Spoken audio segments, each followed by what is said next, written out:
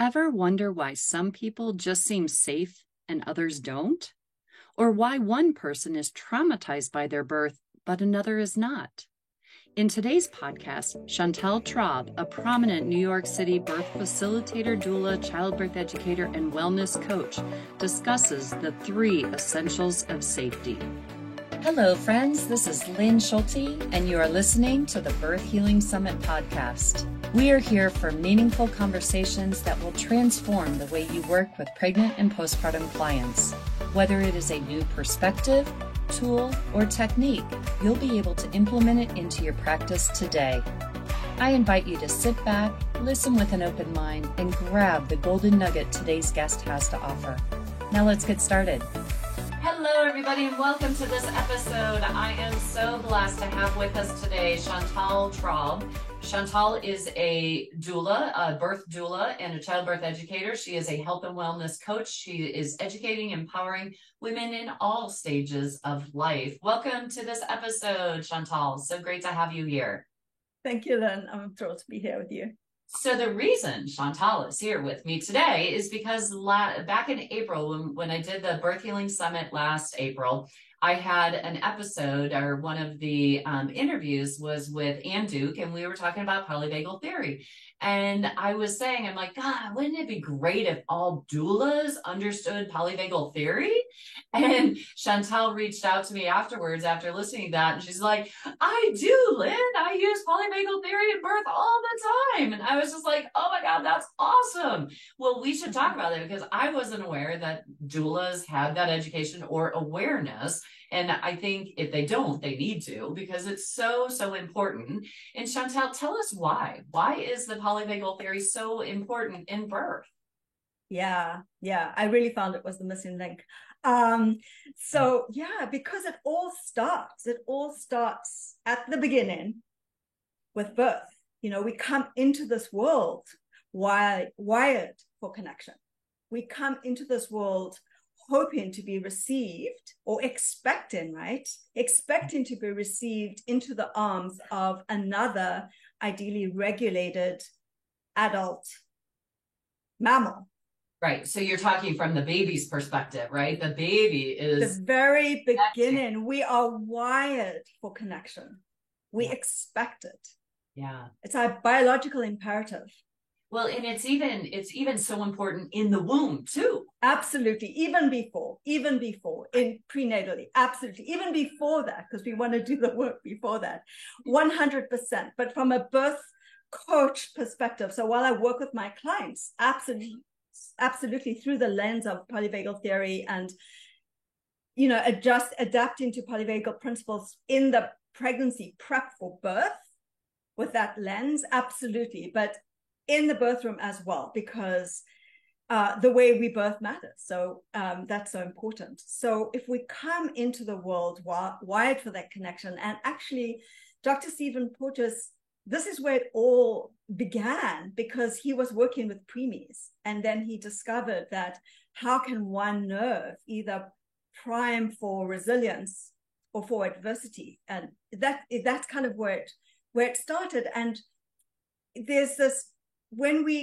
humans come into the world, babies come into the world, their developmentally, their social development is the suck, breathe, swallow, vocalize. We are developing the social engagement system. Yeah. So it's essential. And that babies that are calm and regulated will, and you know, not so premature, right? That they are able to suck, swallow, breathe, vocalize. That's the beginning. And so I think he started seeing that with preemies, which babies could develop more efficiently that way, which babies could efficiently and effectively suck and swallow, and what else was going on. So that's where the roots came. So yes, this is why it's so important to bring it into the birth room and into early postpartum. So what are we as practitioners, you know, and hopefully doulas listening into this interview, what is it that we need to be aware of when we think polyvagal theory in birth? Well, birthing people need to feel safe. Need to feel safe in so order. We all need to feel safe. Okay, yes. We all need to feel safe. And in the birth room, yes. Absolutely. We all need to feel safe. Yes. And so it's an amazing environment when you spend a lot of time at birth, years and years and years and years, observing and evaluating and thinking, not really evaluating, I would say like more listening and understanding and thinking about like what's happening here, but with different people, and why are some responding in some ways and why are the others in other ways. So yes, we have to be able to feel safe to let go and let the baby out. And then what does that mean for each individual person? Because we are all coming into birth from different places. So ideally we step into our births calm and regulated and confident. And how can we prepare for that? And then if we don't, how does that then affect the dynamics of a functional birth or the way that we birth? And how can we come back to feeling, grounded and anchored and regulated?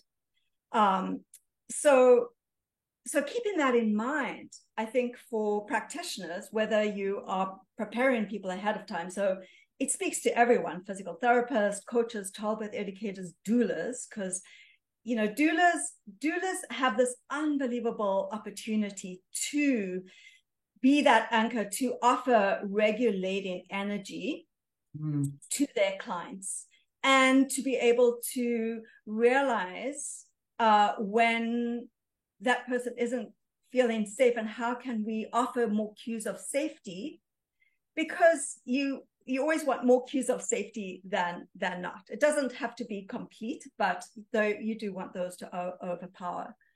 So what are some of those things that people can do in the birth room to help a person feel more safe? Is it individualized, or, is this something that we need to plan ahead of time and ask our clients, okay, what helps you to feel safe? Or is there more a generic, everyone feels safe doing this, or do you have to read the room, so to speak?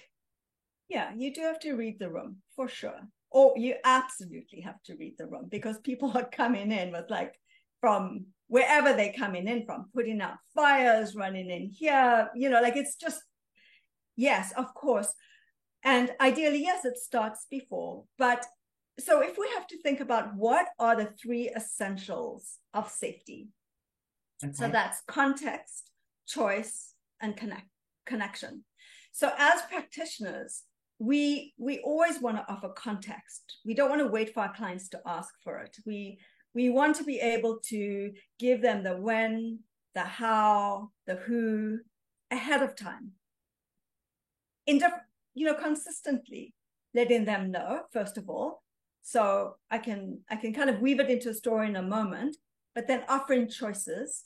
Yeah. Because if we don't have choices, we feel trapped, and that makes us usually feel unsafe. So, you don't have to have a whole smorgasbord of choices, but choices, so that there is choice involved. And then connection. Yeah. And the way that Dr. Porges explains trauma, and I'm saying this mindfully because it's a huge word, but it's that it's a chronic disconnection, where we are disconnected. Yeah. I was just giving a talk at the OTs and Pelvic Health Summit a couple of weekends ago, and in researching and reviewing things for that, one of the biggest things in another interview from this past summit was I talked to Kathleen Kendall Tackett, and she was saying that the biggest determining factor for trauma was the connection to the provider. And I'm thinking, okay, that's great, but how many birthing people actually get to birth with the doctor that they saw throughout their entire pregnancy? Yeah. So is there a way, and I would love to be able to reach OBGYNs. So I have two questions here. Is there a way for an OBGYN who has never worked with this person before to be able to make that immediate connection so that that person feels safe and seen and heard with them coming into the room? And if that isn't possible or is not happening, is having a doula present there and having that connection enough to overcome that disconnect that they're having with the provider? Well, it's a good question. I think if providers became polyvagal informed, they could take that responsibility with each patient that they encounter, even, starting off in, their own rooms, but yes, stepping into the birth. Because if you're mindful, you can give context, you can give choice, and you can give connection if you're mindful. So it has to start with, first of all, I think as practitioners, we need to know our nervous system. Yes. And we never can assume someone else's. We never can. So we have to inquire and ask and find ways for, in this moment, right now, do you feel safe with me? It doesn't have to be like that, but there are different ways to ask, to establish that sense. Or in this moment right now, in the environment, like in this space, is this person feeling safe? And pick and choose if they're not. And then how can we adjust or help them find those anchors of ventral so that they feel safe in the space. So it's really how a person feels, say, inside, and then in the environment, and then between. So for us, for example, like, how do we feel inside right now? Like, how are you coming into this interview? To start with. Any biases about me, I'm not sure, but like, how are you you coming? And then how do we feel right now with video conferencing? Well, if you remember, before we hit the record button, I was like, so how was your summer? How are you doing? What's your work? Like, I'm trying to create that connection with the person I'm interviewing. I want to get to know you better so that I can connect with you better, and it comes through on the interview. And something you said earlier, Chantal, is the resonance. I think, like, I want to highlight that, like, the resonance that we carry within ourselves. Like you said, what's our nervous system doing? And the power of that alone is something that I don't feel a lot of people really understand the importance of that. And, it really didn't hit me. I just show up for my clients as I show up. But I started hearing them say, oh my gosh, I can't wait to come back just to be in your presence again.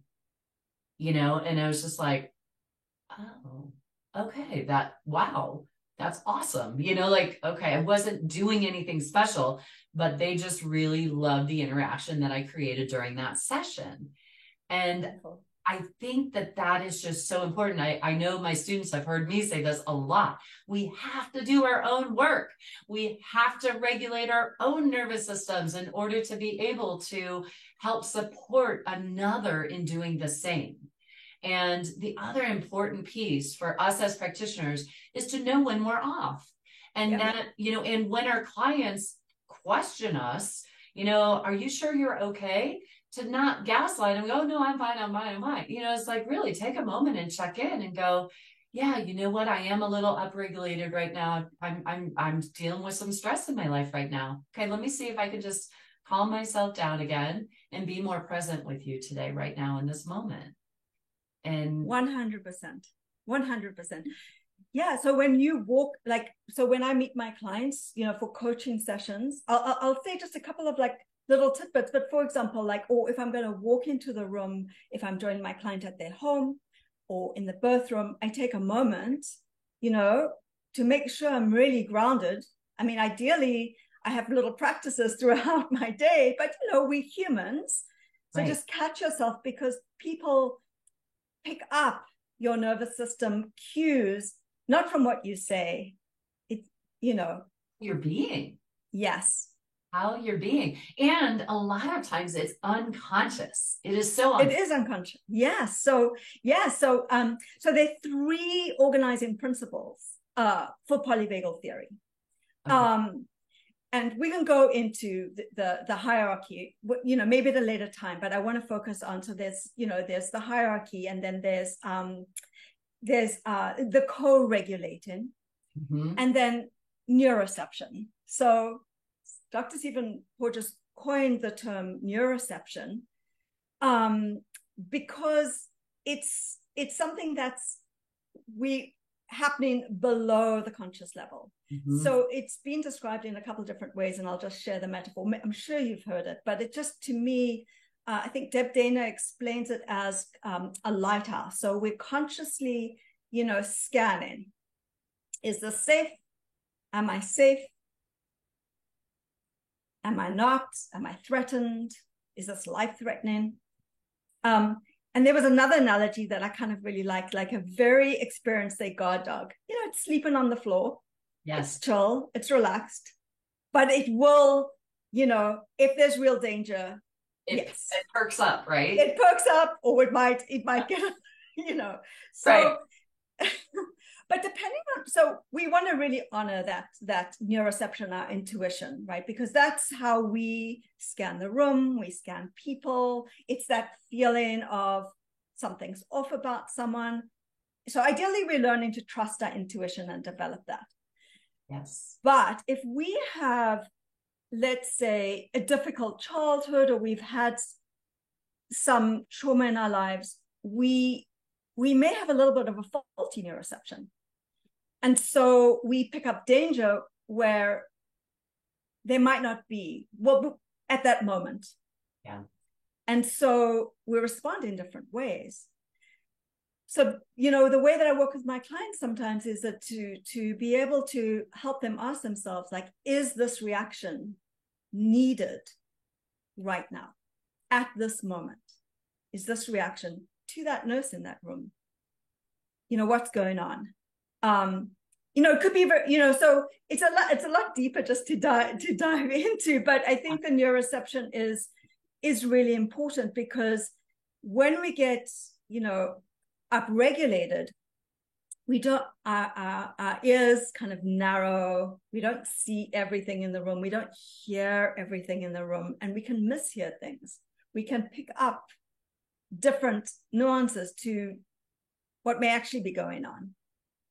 Well, and so I think another thing that we need to keep in mind for our birthing clients in that birthing space is that their energy field is expanded. So it's so expanded, right? Yes. And so they're so much more susceptible. Yes. To anything and everything said in that moment. And yes.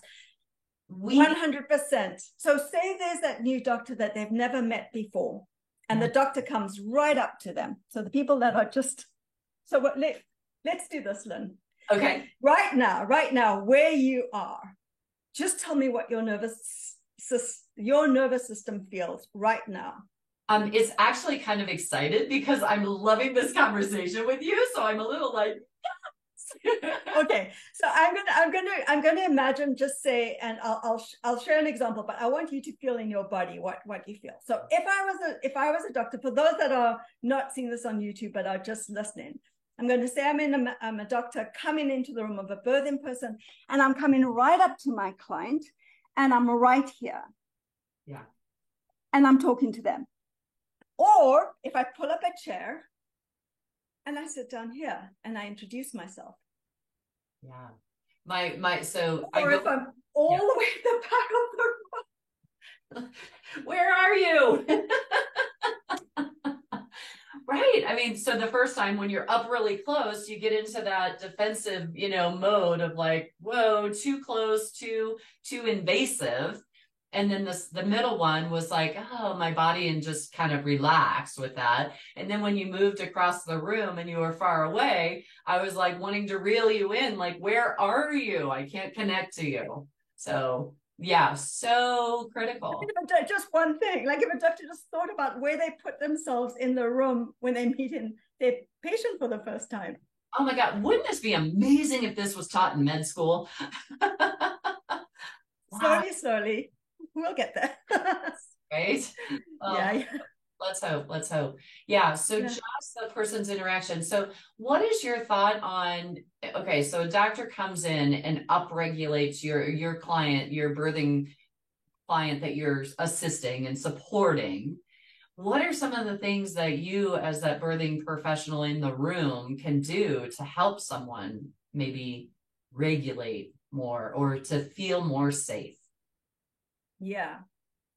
Let's come back to that because I was just thinking that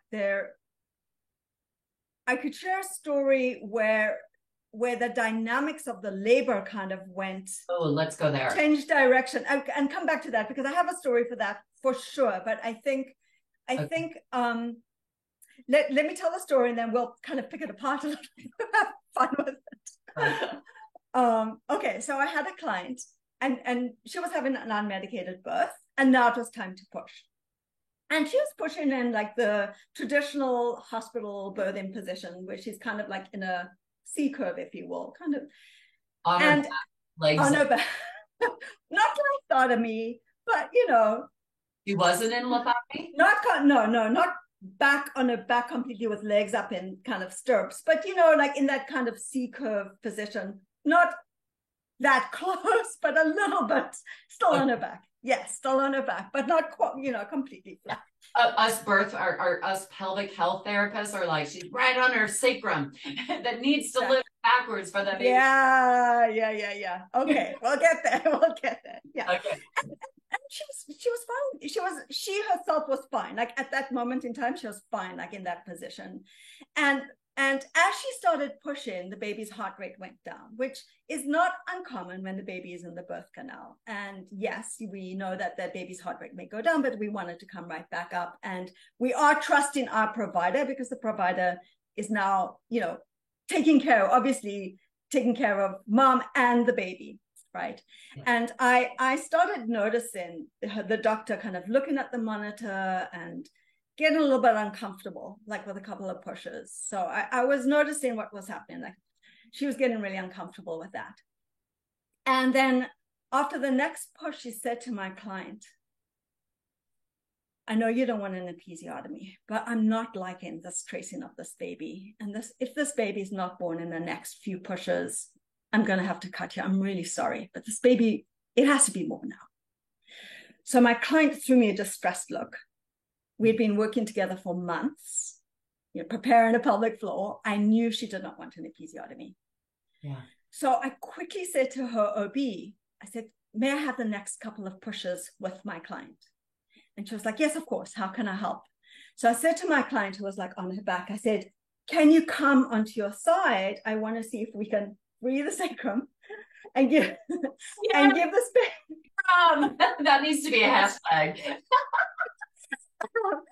And see if we can get this baby to rotate it. Just get off your back and to give this baby a chance. And she was like, I said, okay, can we help you? The doctor couldn't. No, my client was like, she could not move. She couldn't move. She was like, So I said, okay, we can help you. I said, okay. And so a doctor and I kind of helped her come onto her side. And then I kind of helped her shimmy over so she was more towards her uterus. And I said, I'm going to pick this right leg up and over to see if we can give this right sit bone a chance to lift. So that allowed the sacrum to release. On the next contraction, her baby rotated. It was so low down, you could see the top of the baby's head. On the next contraction, that baby rotated some more. And on the next contraction, that baby crowned and birthed. An intact perineum.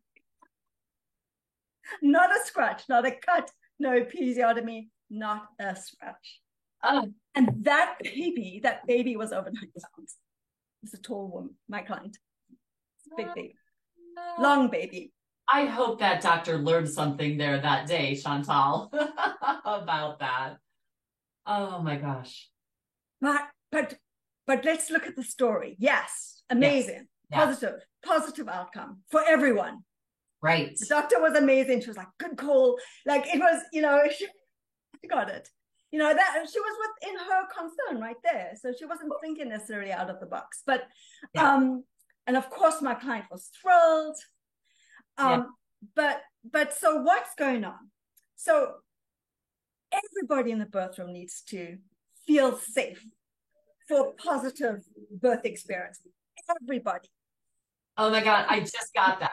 I just like light bulb moment. The doctor needs to feel safe too. Yes. Yes. Oh my gosh. Yeah. Oh wow. And the nurse who's like, sometimes nudging the doctor. Is that our time? Yeah. What was that? Is that our time? No. Do we have? Okay. We have about 5 more minutes though. Yeah. So, okay. So, well, we can explore this together. What do you think? Yeah, well, that was a huge light bulb moment for me. It's like everyone needs to feel safe. So the doctors aren't doing what they're doing out of spite. No, They're no. doing it out of their own feeling of safety, and they're trying to keep mom and baby safe too. And so that was a huge, it just changed the perspective for me a big time there with that story. So I love that. Thank you. And I loved your awareness of both parties too. Yeah. Okay. So let's go back to the 3 essentials of safety. Yes. So if a doula is grounded, anchored in her ventral or their ventral, then they can make quick creative decisions, right? Because you're curious, you're open, right? You can think clearly, right? You're not in reaction. You're in your ventral, you're anchored. So I said to the doctor, may I have the next couple of pushes with my client? I gave a context. I gave a choice. Yes. And I gave a connection. She was like, yeah, of course. How can I help? Love it. That is an amazing question. Amazing question to ask in the middle of a birth. I love that. I think it's the way that you ask. The way that you ask. Yes, absolutely. Yeah. And instead of trying to push yourself in or insert yourself in, you're getting permission, you're getting them on your side too. So I did, yeah. And also I didn't say to her, okay, can I have the next hour so that we can, I said, may I have the next couple of pushes? So that felt safe. Right. Would you have given me 3? Yeah. Or 4? Yeah. But I didn't say, okay, I need the next hour to do, kind of thing. Well, and I did give choice. Choice. And the next hour would have been too much because of the concern she was feeling towards the heartbeat. And of course, 100%. 100%. Yeah. Oh my gosh. So doulas are coming, trust in the physiology of both mom and baby. I knew the baby was close. Yeah. Yeah. Oh my goodness. That's an amazing story. Yeah. I kind of just, there's these subtle elements that are going on. But I think when you have this awareness, if you're looking through a polyvagal lens, yes, it becomes more clear. Yeah. Context, choice, and connection. That is so critical. And rarely do we see physicians coming in and giving that to our clients as well. Yeah. It would be ideal if they had that training. Hopefully, Chantal, I'll have a physician here and go, Lynn, we do. Yes. The Birth Healing Summit interview in April, I was like, oh, doulas need to understand polyvagal. Okay, so now I'm saying doctors need to understand this polyvagal theory so that they can bring it to those labor rooms and really support those clients better. And yeah. Oh my goodness. That was amazing. I loved that story. Love that story. Okay. So we do need to wrap it up for today. Thank you, Chantal, so much. I hope everybody listening in is working on how you can bring context, choice, and connection to all of your client interactions. That is beautiful. Thank you. Oh my goodness. My pleasure. We'll dive deeper because there's so much more, but yes. Right. And so just everybody, just so you know, Chantal is going to be a part of the Birth Healing Summit 2024 happening in April next year. So please look forward to that. We're going to be talking about the second stage of labor and the pelvic floor muscles. That's my favorite. And we'll be bringing in some polyvagal theory along with that one too. So we will look forward to you joining in then and also in the next episode. All right, here it is to hashtag birth healing movement, hashtag no broken moms, hashtag, what was the hashtag I said that we needed to create, Chantal, in this podcast? Oh, free the sacrum. Hashtag free the sacrum. All right, I love it. Yes. Thanks everybody for listening in. Here is to smoother births and faster recoveries. Take care, everybody. Bye-bye. Today's podcast was brought to you by the Institute for Birth Healing. To discover more, visit instituteforbirthhealing.com. To claim $50 off of any online course, use coupon code PODCAST50 at checkout. Till next time, I'm Lynn Schulte, founder of the Institute for Birth Healing.